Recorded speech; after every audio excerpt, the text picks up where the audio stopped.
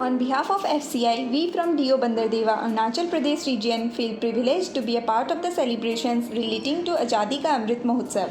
This primarily focus on the commemoration of the country in 75 years of independence, showcasing the glorious history of its people, culture and achievements. DO Bandardeva is catering to the PDS needs of Arunachal Pradesh by operating 15 depots throughout the length and breadth of the state. The farthest depot from the capital is located at Anini, which is at a distance of 570 kilometers. To meet the PDS needs of the state, the stocks are being brought from Punjab, Haryana, and other rice procuring states through rail and further moved to the depots located all over the state by road, and it is our constant endeavor to ensure perennial supply of food grains at every point of time.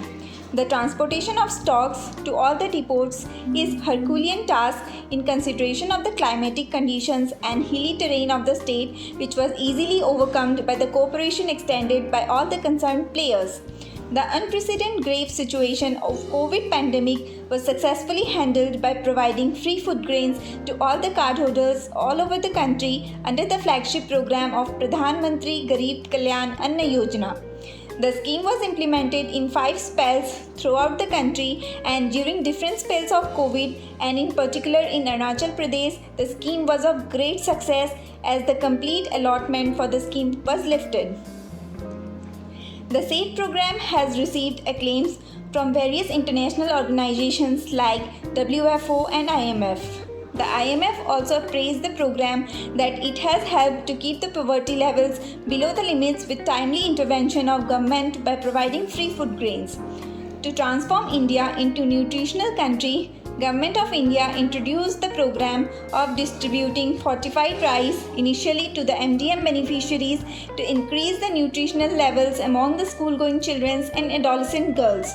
The rice is blended with fortified kernels containing micronutrients of vitamin B12, folic acids and iron, which are vital for the growth.